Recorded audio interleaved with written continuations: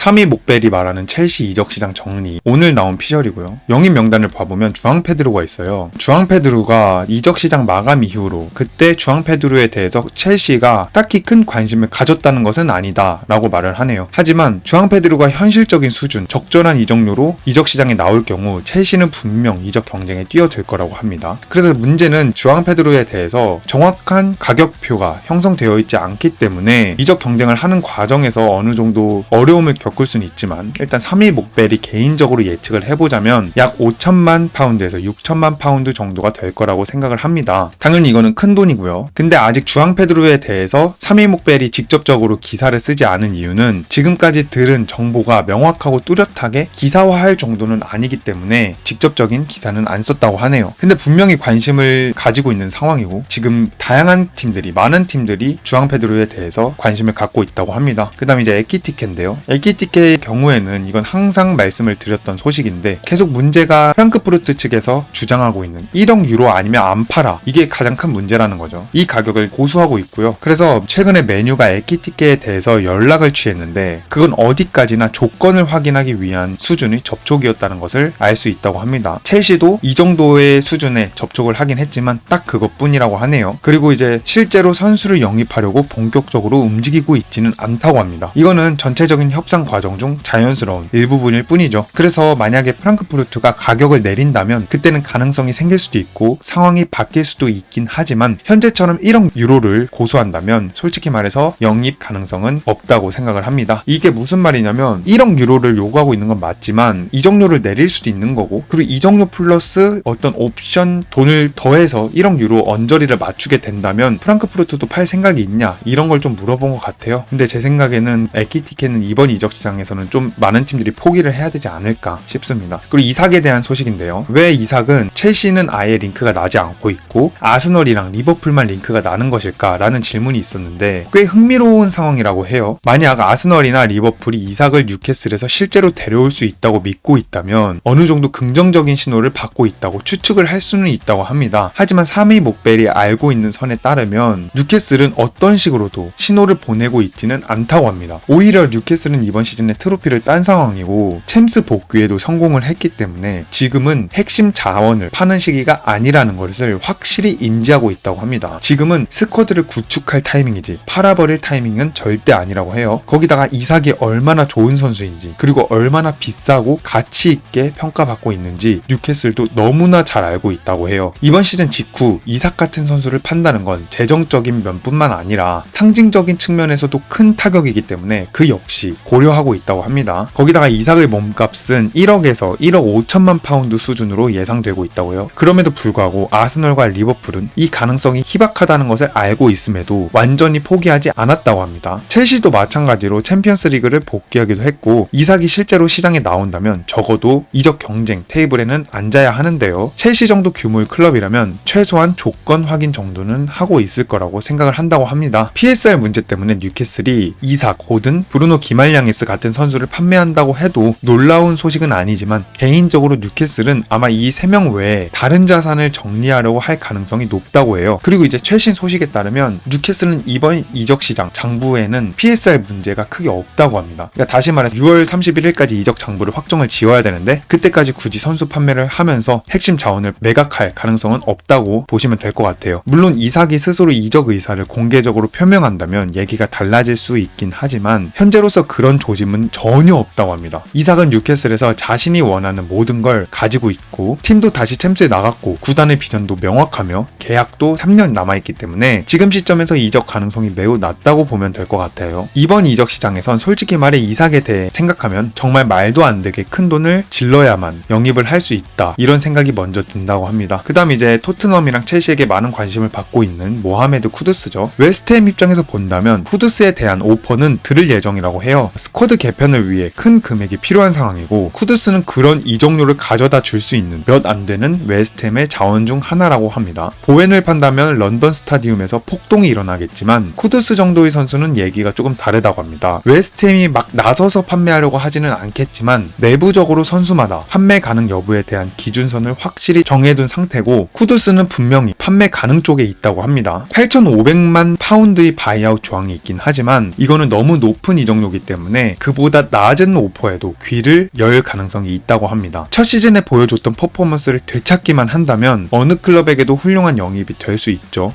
물론 지난 시즌에는 조금 아쉬운 퍼포먼스를 보여줬죠. 웨스트햄의 리그 순위도 너무 안 좋았고. 그래서 포터는 산체스에게 관심이 있을 것으로 보이며 만약 스왑 딜이 가능한 구조에 있다면 웨스트햄도 산체스를 고려할 수 있다고 해요. 하지만 웨스트햄은 일단 언제나 그렇듯 전체적인 스쿼드를 개편하고 싶어 하기 때문에 현금 거래를 더 선호하고 있다고 합니다. 그래서 쿠두스에 대한 이적설은 이번 여름 이적 시장에서 계속해서 지켜볼 만한 대상 중 하나라고 보시면 될 것 같아요. 모건 로저스인데요. 로저스는 빌라가 가장 마지막까지 팔고 싶어 하지 않는 선수입니다. 하지만 동시에 로저스 한 명만 판매를 한다면 이번 여름 모든 PSR 문제를 해결할 수 있을 가능성도 매우 높은데요. 빌라 입장에서 로저스를 보내고 그 자리를 대체할 만한 수준의 선수를 다시 데려오는 건 현실적으로는 매우 어려운 상황입니다. 이번 여름에 로저스를 빌라파크에서 끌어내는 건 상당히 힘들 것으로 보이는데요. 구단도 그렇고 감독도 그를 절대적으로 지키고 싶어하는 입장이지만 다만 로저스가 강하게 이적을 원한다면 첼시는 당연히 그 이적 경쟁에 들어가지 않을까 싶습니다. 오히려 지금 왼쪽 윙어를 너무 원하고 있는 만큼 첼시가 모건 로저스가 이적 시장에 매물로 나온다면 참여하지 않는 게 이상한 상황이겠죠. 근데 문제는 로저스만큼은 나포세이를 때리면서 절대 판매하지 않겠다 이런 입장을 고수하고 있습니다. 그리고 지금 사비 시몬스에 대해서도 굉장히 많은 클럽들이 관심을 갖고 있는 상황이에요. 그래서 시몬스 측에서도 이적 가능성을 타진하고 있다는 얘기를 많이 들었다고 합니다. 다만 라이프치히는 재정적으로 선수를 꼭 팔아야 되는 상황은 아니라고 해요. 문제는 챔피언스 리그 진출에 실패했다는 점이고 그로 인해서 이적 가능성은 열려있는 상황입니다. 즉 팔 필요는 없지만 떠날 가능성은 어느 정도 있다고 판단을 해보시면 될 것 같아요. 이렇게 짧게 넘긴 것 같고 그 다음 이제 에제, 크리스탈 팰리스 에제에 관한 소식인데 에제의 상황에서 핵심은 이적료라고 합니다. 크리스탈 팰리스는 유로파 리그 진출을 확정지은 상태고 에제는 6천만 파운드 바이아웃 조항이 있지만 실제로 이적을 위해서는 총 6,800만 파운드 정도가 될 것으로 보입니다. 팰리스는 에제의 성장을 존중하고 있으며 에제가 더 큰 클럽으로 이적하는 데 있어서 방해물이 되고 싶어 하진 않은 상황입니다. 계약 기간은 현재 2년 남은 상황이고 팰리스는 이적료 제한에 대해서는 들어볼 의향이 있는 것처럼 보입니다. 선수 본인도 더 큰 무대에서 뛰길 원하는 게 당연하겠죠. 이미 국가대표에 발탁된 선수고 팀 동료들이 챔피언스 리그에서 뛰는 걸 보면 자신도 자연스럽게 그 무대를 꿈꾸고 있는 상황입니다. 작년에 큰 주목을 받지 못했던 건 부상에서 막 복귀한 시즌이었기 때문에 그런 건데 이제 지난 시즌에 좋은 활약을 다시 보여준 만큼 많은 팀들이 관심을 가질 것 같아요. 그 다음 이제 첼시가 또 다시 원하는 선수가 있죠. 요케레스인데 아스널이 일단 첼시보다 확실히 9번 타입의 스트라이커가 더 필요한 상황입니다. 그렇기 때문에 아스널은 계속해서 영입을 원하고 있는 상황이지만 첼시는 델랍도 있고 잭슨도 있는 만큼 요케레스에 대해서 막 엄청나게 원하고 있는 상황은 아니다 라고 보시면 될 것 같아요. 쉐슈코를 비롯해서 다른 스트라이커들의 이름이 계속 언급되고 있다는 건 아스널이 요케레스에 대해 완전히 확신을 가지지 못하고 있다는 뜻이기도 합니다. 이건 첼시에 대한 소식은 많이 없는 것으로 보여요. 근데 이제 다음 소식은 첼시가 계속해서 클럽 월드컵 이후로도 영입 협상을 진행할 선수죠. 기튼스에 대한 소식인데 기튼스는 여전히 첼시의 가장 유력한 영입 후보로 보입니다. 전체 협상 과정 중 약 75% 정도의 준비 작업은 끝난 상태로 개인 합의는 이미 마무리되긴 했지만 현재 남은 건 이적료 합의뿐이라고 해요. 지금 상황에서 보면 기튼스 영입 가능성이 가장 높다고 판단됩니다. 그만큼 시간과 에너지를 들여놓고 갑자기 포기하는 건 개인적으로 3위 목배 개인적으로도 납득이 잘 안 되는 그림이라고 해요. 매냥 건도 같은 맥락이라고 볼 수 있는데요. 초기 이적 시장에서는 클럽들이 클럽 월드컵을 앞두고 클럽 월드컵 세금을 붙인 그런 이상한 모습들이 있긴 했지만 지금은 그 시기가 끝났고 기튼스가 첼시에 와서 실제로 경기를 뛸 시점엔 클럽 월드컵도 끝나 있겠죠. 그렇기 때문에 첼시가 다시 기튼스를 노리는 건 당연한 수순으로 보입니다. 말하자면 토너먼트가 다 끝났고 우리는 여전히 이 선수를 원한다. 이게 수정된 제안이다. 라는 식의 접근이 될 수 있다고 해요. 첼시가 도르트문트에 더 많은 돈을 얹어줄 가능성은 낮아 보이고 협상의 핵심은 구조 조율이 될 것으로 보인다고 합니다. 기본 이적료를 올리는 건 정말 마지막 카드로 남겨둘 것으로 보이지만 지금으로선 굳이 그런 수순까진 가지 않고도 도르트문트가 거절할 이유는 없어 보인다고 해요. 근데 기튼스에 대한 이적료는 최신 소식에 따라서 좀 더 말씀을 드리면 첼시는 5천만 유로까지는 비드를 했지만 도르트문트는 6,500만 유로 정도를 생각을 하고 있는 것처럼 보이죠. 그래서 양 팀이 생각하고 있는 이적료 자체가 너무 차이가 크기 때문에 클럽 월드컵 이후에 조금 더 그 격차를 줄일 필요성은 있어 보입니다. 그 다음 가르나초 소식인데요. 기튼스가 온다면 가르나초에 대한 관심은 아마도 끝날 가능성이 매우 큽니다. 가르나초에 대해서는 확실히 관심은 있는 건 맞아요. 여러 소스들로부터 확인한 바이고 첼시 영입 리스트에도 분명히 올라가 있습니다. 있습니다. 가르나초의 이적료는 약 6천만 파운드로 알려져 있으며 이 정보는 매우 신뢰할 수 있는 소스에서 들은 것입니다. 물론 아모림이 가르나초를 원하지 않는다는 얘기도 있지만 그렇다고 해서 굳이 이적료를 내릴 것 같진 않아요. 그래서 시작가를 6천만 파운드로 보면 될 것 같습니다. 근데 가르나초는 기튼스를 영입 실패했을 때 다음 타겟으로 보면 될 것 같아요. 그 다음 이제 또 가르나초까지 실패한다면 생각하고 있는 선수가 한 명 있죠. 말릭 포파나입니다. 말릭 포파나에 대해 첼시가 진짜 관심이 있었는지 아니면 도르트문트를 압박하기 위한 용도였는지에 대해서는 명확하게 말하기는 어려워요. 정보 자체가 많지 않습니다. 포파나에게 관심 있는 클럽들이 여럿 있고 첼시도 그중 하나이긴 하지만 지금까지 드러난 걸로 봐선 실제로 딜이 깊게 진행된 건 아니라고 해요. 첼시는 단순히 컨디션이나 조건 정도만 확인한 수준으로 보이고 협상이 본격화됐다고 보긴 어렵습니다. 또한 첼시가 우선순위로 두고 있는 타깃들 중에는 포파나보다 앞서는 이름들이 많습니다. 아까 말했다시피 일단 기튼스랑 호드리구가 말릭 포파나보단 앞서 있어요. 그 다음 이제 호드리구죠. 호드리구가 하루아침에 레알 마드리드를 떠나겠다고 공개적으로 말하지 않는 이상 이적 가능성은 실질적으로 너무 낮은 상황인데요. 개인적으로는 23살에 레알 마드리드를 떠나는 경우는 거의 없다고 봅니다. 지금 호드리구가 원하는 건 단순히 더 많은 애정과 신뢰를 느끼는 것 같은데요. 지난 시즌엔 다소 흔들렸고 상황도 호드리구에겐 다소 불리하게 적용이 됐지만 지금은 단지 팀 내에서 더 관심을 받고 싶어 하는 그런 상태인 것 같아요. 지금 유럽의 여러 빅클럽들이 호드리구에게 관심을 보이고 있는 것도 말 그대로 시도일 뿐이지 호드리구가 매물로 나왔으니까 무조건 우리가 영입할 거야 이 정도로 생각하시면 안 됩니다. 이렇게 말할 때까지는 아직 갈 길이 멀다고 보시면 될 것 같아요. 설령 레알 마드리드가 팔기로 한다고 하더라도 이적료는 최소 8천만 파운드에서 9천만 파운드 수준으로 예상되고요. 주급도 엄청날 것이라 말할 필요도 없고요. 지금 돈을 걸어야 된다면 호드리구의 잔류 쪽에 거는 게 맞다고 하네요. 게다가 아스널은 현재 스트라이커 영입이 먼저고 최전방에 얼마를 쓸지가 중요 변수입니다. 호드리구를 포함해 톱까지 데려올 수 있느냐의 질문에 대해서는 수비맨디 딜 그리고 수비맨디 영입을 감안하면 주요 선수 매각 없이는 가능할까라는 의문이 붙는다고 해요. 그리고 만약에 호드리구가 진짜 매물로 나오는 상황이라면 첼시뿐만 아니라 유럽 내 챔스 진출권이 있고 돈이 있는 모든 클럽들이 뛰어들겠죠. 말 그대로 고민할 필요도 없는 이적 협상, 아스널 그리고 아마 첼시도 그 경쟁에 포함될 가능성이 매우 높습니다. 그 다음 하파엘 레앙인데요. 좋은 선수이긴 하지만 기복이 있어요. 새로운 출발이 필요할 수도 있긴 하지만 레앙에게 관심 있는 클럽들이 정말 확신이 있었다면 이 이적 협상은 진작에 끝났을 거라고 해요. 그럼에도 불구하고 레앙이 경기 흐름을 바꿀 수 있는 그런 경기력을 가진 선수라는 거에 대해서는 의심할 여지가 없지만 AC 밀란이 다른 선수들은 다 매각을 하더라도 레앙만큼은 지키고 싶어하는 만큼 엄청나게 높은 이적료를 요구하고 있는 상황입니다. 다음 니코 윌리엄스는 3위 목벨이 다루긴 했지만 지금 바르셀로나랑 협상이 거의 마무리 단계라고 하고 있잖아요. 그래서 빠르게 넘어가 보겠습니다. 그 다음 이제 제러드 브랜스웨이트, 첼시가 확실히 관심을 갖고 있다고 합니다. 에버튼은 현재로선 명확하게 NFS 입장을 취하고 있긴 하지만 어디까지나 말뿐이고 결국엔 팔 수도 있습니다. 다만 그 가격은 굉장히 높을 거라는 걸 의미하죠. 모예스는 브랜스웨이트를 중심으로 수비 라인을 개편하고 싶어 하긴 했습니다. 하지만 만약 적절한 오퍼가 온다면 선수 본인도 이적에 열려 있을 가능성은 높습니다. 문제는 그 적절한 오퍼의 기준이 매우 높다는 점이겠죠. 첼시뿐만 아니라 토트넘 등 여러 클럽들이 관심을 보이고 있지만 이 이적 협상은 쉽지 않을 거라는 전망이 우세합니다. 실제로 브랜스웨이트가 에버튼을 떠나려면 웨슬리 포파나가 레스터에서 했던 것처럼 구단에 강하게 압박을 넣는 식의 움직임이 필요할 수도 있습니다. 브랜스웨이트가 그런 방식을 택할지는 확실하지 않고요. 변수 중 하나는 다가오는 월드컵입니다. 브랜스웨이트는 아직 대표팀에 차출되지 못하고 있고 좋은 클럽에서 꾸준히 뛰며 투엘을 눈에 띄고 싶어 할 것 같은데요. 불가능한 시나리오는 아니지만 가격 문제는 일단 상당히 큰 상황이며 에버튼 쪽에서 들리는 얘기로는 현실적으로는 접근하기 쉽지 않은 수준의 이적료가 거론되고 있다고 합니다. 그 다음 마크 게이인데요. 상황이 약간 바뀌었다고 합니다. 에제와 마찬가지로 FA컵 우승 이후에 약간 달라진 기류가 있다고 해요. 게이는 계약 기간이 1년밖에 남지 않았고 이 상태로 시즌을 넘기게 되면 다음 여름엔 FA로 자유롭게 이적이 가능한데요. 주전 여부, 주급 수준, 리그 경쟁력, 나이 등 모든 조건이 현재 선수의 판단에 영향을 주고 있는 상황입니다. 팰리스는 당연히 공짜로 보내고 싶지 않겠죠. 이 상황을 바꿀 수 있는 유일한 변수는 적절한 오퍼인데 현실적으로 납득이 가능한 이적료 제한이 들어와야 이적이 구체화될 수 있다고 합니다. 지금 시점에서 뉴캐슬 쪽이 조금 더 가까운 분위기긴 하지만 첼시도 오랜 기간 관심을 보여준 팀 중 하나이고요. 크리스탈 팰리스가 게이를 잡기 위해 버티고 싶겠지만 1년밖에 남지 않았기 때문에 매각 가능성이 매우 커 보입니다. 첼시도 분명히 관심을 갖고 있다고 해요. 그 다음 이제 조렐 하토인데요. 이 선수는 지금 EPL 상위권 클럽들이 관심을 보이고 있죠. 아스널, 첼시를 포함해서 여러 팀들이 핫토를 주시하고 있다고 합니다. 왜냐면 왼쪽 윙백, 왼쪽 센터백을 모두 소화할 수 있는 멀티형 선수라는 것이 정말 매력적인 포인트라고 해요. 첼시도 분명히 관심을 갖고 있는 상황이라고 합니다. 어린 나이, 높은 잠재력, 그리고 앞서 언급했듯이 멀티 포지션 소화 가능성 등이 지금의 첼시 스쿼드 구성 방향과도 잘 맞아떨어진다고 해요. 이런 조건을 고려하면 첼시가 관심이 없다는 쪽이 오히려 말이 안 되겠죠. 관심이 있다는 겁니다. 근데 최근 소식에 따르면 조렐 하토는 지금 빅클럽들이 워낙 많은 관심을 갖고 있다 보니까 출전 시간 보장을 되게 중요시하고 있다고 해요. 그래서 아스널에게도 요구했다고 하는데 오히려 첼시 쪽에서는 코릴이랑 쿠쿠렐라 둘 다 백업 역할을 하면서 좀 더 출전 시간 보장을 더 많이 받을 수 있을 것 같은데요. 조금 더 지켜봐야 되는 영입 협상일 것 같습니다. 그 다음 우스망 디오망데인데요. 첼시보다는 에버튼 쪽 링크가 있었던 선수입니다. 겨울 이적 시장 당시 에버튼이 브랜스웨이트의 잠재적 대체자로 디오망데를 주시했다는 얘기도 있어요. 다만 지금 시점에서 첼시와의 연관성은 특별히 들리는 바가 없다고 합니다. 그 다음 선수는 닉 볼테마데인데요. 관련 소식이 나오는 매체들은 충분히 신뢰할 만한 곳들이지만 3위 목벨 개인적으로는 직접적으로 들은 소식이 없다고 합니다. 그래서 지금 여기서 언급할 정도는 아니라고 하네요. 그리고 마이크 매냥 골키퍼인데요. 첼시와의 링크가 완전히 끝났다고는 생각하지 않습니다. 기튼스 때도 마찬가지로 그 정도 시간과 노력을 들여놓고 그냥 포기하는 건 말이 안 됩니다. 마레스카가 골키퍼 업그레이드를 원하더라도 전혀 놀랍지 않으며 실제로 그런 요청을 했다 해도 이상하지 않습니다. 물론 첼시는 이런 걸 밖으로 흘리진 않지만 지금 시점에서 매냥 딜에서 완전히 돌아섰다는 건 설득력이 없습니다. 지금 3위 목벨이 말하는 건 마레스카가 언론사들에 따르면 골키퍼 교체를 원하고 있다. 매냥이 무조건 마레스카 픽이다. 이런 소식들을 좀 전해왔잖아요. 근데 그거는 내부적으로는 아예 밝힌 게 없다고 합니다. 그래서 이 이적에 따르면 밀란 입장도 고려해야 되는데요. 시간을 끌다가 자칫하면 선수로 공짜로 잃을 수도 있기 때문이죠. 그렇기 때문에 밀란도 협상 재개를 원하고 있으며 최소한 뭔가라도 받아내야 한다고 생각하고 있다고 합니다. 그래서 클럽 월드컵 이후에 다시 움직일 가능성이 있다고 해요. 그 다음 이제 영입 명단을 살펴봤으니까 방출 명단도 살펴봐야겠죠. 골키퍼 상황을 먼저 살펴보겠습니다. 산체스, 요르겐센, 페트로비치, 펜더스가 있는데 시즌 막판에 첼시 내부에서는 산체스의 퍼포먼스에 일정 부분 만족했다는 평가가 있었고 산체스가 마침내 첼시가 원하는 레벨에 도달하고 있다고 판단했다는 말도 있었다고 해요. 물론 이에 동의하지 않는 시선도 있을 수 있습니다. 하지만 전체적인 요소를 보면 이적 가능성이 있는데요. 산체스의 기량이나 빌드업 포기 같은 점을 종합적으로 고려했을 때 산체스, 요르겐센 체제로 새 시즌을 맞이하지 않을 것 같다는 분위기가 있다고 해요. 요르겐센에 대해서는 내부적으로는 부족하다는 평이 있었고 페트로비치는 특이한 상황에 놓여있고 펜더스는 재능이 있긴 하지만 아직 19살이기 때문에 더 많은 시간이 필요하다는 그런 평가가 있다고 합니다. 결론적으로는 키퍼진 변화 가능성은 충분한 상황이며 새로운 시즌에 첼시의 골문에 다른 선수가 서 있다고 해도 이상할 건 전혀 없다고 합니다. 그 다음 잭슨, 마두에케에 대한 소식인데요. 적절한 오퍼가 들어온다면 판매할 의향이 있다는 말이 많은데 이런 질문이 있죠. 마두에케는 첼시가 적절한 오퍼가 들어오면 들을 의향이 분명히 있다고 해요. 뉴캐슬이 첫 번째 이적 시장 당시 관심을 가졌다는 얘기를 들었고 지금도 몇몇 클럽들이 관심을 보이고 있다고 합니다. 수요는 확실히 존재하며 이적 가능성도 있다고 해요. 잭슨은 긴 계약 기간과 마레스카가 이전부터 그를 지켜봤다는 점을 감안했을 때 내부적으로는 여전히 어느 정도 가치 있는 자원으로 보고 있다고 말을 하고 있대요. 다만 델랍을 영입했고 현재 첼시는 다양한 포지션을 소화할 수 있는 공격수를 원하고 있기 때문에 잭슨이 떠나더라도 이상하지 않다고 판단을 하고 있다고 합니다. 그 다음 주앙 펠릭스인데요. 주앙 펠릭스에 대해 판매 관련 링크는 들은 바 없습니다. 나이나 포텐셜만 봤을 땐 문제가 없어 보이지만 최근 폼이 왜 이렇게 나락갔는지는 의문이고 현재로선 관심 있는 팀들이 정보가 없다고 해요. 펠릭스는 지금 팀 내에서 문제도 많이 일으키고 있고 AC밀란 잠깐 임대 갔을 때도 갑자기 행복하다 이런 이야기도 했죠. 근데 아직까지 관심을 갖고 있는 클럽은 없다고 합니다. 그 다음 라임 스털링인데요. 상황이 정말 심각하다고 해요. 커리어를 다시 세워야 하는 시점이라고 보는데 선수 본인도 여전히 커리어에 대해 많이 생각하고 있고 지금도 가장 높은 수준의 리그에서 뛰고 싶어하는 것처럼 보입니다. 첼시와의 계약에 대해 구단이 그들의 책임을 다해야 한다고 느끼는 것 같다고 해요. 이거는 분명히 해결이 필요한 상황인데 프리시즌 전에 반드시 대화가 있을 예정이고 마레스카는 스털링을 기용하지 않을 것으로 보입니다. 선수의 최우선 순위는 경기를 뛰는 것이며 그게 어디든 상관없다는 입장입니다. 계약은 약 2년 정도 남은 상태고 이걸 어떻게 풀어가야 할지 이거에 대해서 논의가 필수적이라고 하는데요. 사우디 클럽들의 관심은 있을 수는 있지만 스털링은 원하지 않을 가능성이 큽니다. 최근 자녀들이 아스널 아카데미에 들어간 것으로 알려져 있으며 이 때문에 내년에 런던에 남고 싶어 할 가능성이 커 보인다고 해요. 그 다음 안드레이 산투스죠. 임대 생활 동안 좋은 생활을 하면서 첼시에 복귀한 선수인데 판매 불가라고 듣긴 했지만 100% 확정이라고는 말을 못한다고 하네요. 혹시라도 틀릴 수 있으니 산투스에 대해서는 좀 조심스러운 입장이라고 합니다. 다만 그렇다고 해서 판다는 의미는 절대 아니에요. 근데 이거는 제 개인적인 생각을 좀 봤을 때 산투스는 좀 첼시가 다음 시즌에 백업으로도 좀 적극적으로 활용을 하지 않을까. 워낙 임대 생활을 좋게 보내다 왔기 때문에. 그래서 저는 산투스를 절대 매각하지 않는다 이런 쪽이긴 합니다. 그래서 이제 방출 명단까지 봤는데 이번에 챔피언스 진출권을 따낸 첼시의 이적 시장에서 뭔가 변화점이 있을까에 대한 이야기인데요. 첼시는 챔피언스 리그 진출로 인해 이적 시장 전략에 일부 변화가 있을 수는 있지만 기본적으로는 어린 선수 영입 기조에서는 크게 벗어나지 않을 것으로 보인다고 해요. 다만 구단 내부에서는 챔피언스 리그 무대에서 일정 수준 이상의 경험과 레벨을 갖춘 선수가 필요하다는 점을 인식하고 있습니다. 윙어 하나와 전천후 자원 한 명을 영입하려는지 아니면 윙어 2명에 전천후 자원까지 총 3명을 영입하려고 하는 것에 대해서는 3명의 포워드는 너무 많다라는 의견이 있다고 해요. 앞서 언급했듯이 첼시는 경험 있는 혹은 엘리트급 센터백을 노리고 있으며 골키퍼도 1명 영입할 가능성이 있습니다. 공격 자원 쪽에서는 최소 1명 혹은 2명의 포워드 영입이 이루어질 가능성이 있습니다. 켄다가 내년에 합류하기 때문에 그 부분도 감안하여 공격수 영입 수는 제한될 것으로 예상한다고 하네요. 이렇게까지 이제 3위 목베리 라이브를 통해 했던 첼시 이적 소식에 대해 정리해드렸는데요.